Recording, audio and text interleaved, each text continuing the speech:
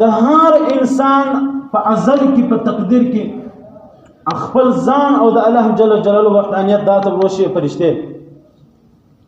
دنیا ورشي د مور په نس کې د دنیا د دې دنیا بلې دنیا ته روان امتحان دنیا ته روان بیا هغه مور پلار د زوی د جلال تربیت وکړي د زوی جلال یو ترتیب جوړ کړي ژوند زندگی ور جوړي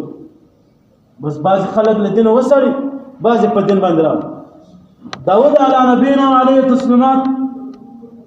چې ستیم شنای ولې د طالب علیه الصلاۃ والتسلیمات په دور کې د ستیم پر جنگ په جهاد کې روان سولې د جالوت په مقابله کې د ستیم روان سولې په دې ټیم کې د په ځنګل کې روان ولې د الله جل جلاله لخوا دغه ډبره ودته یو قسم کې د کرامات معجزات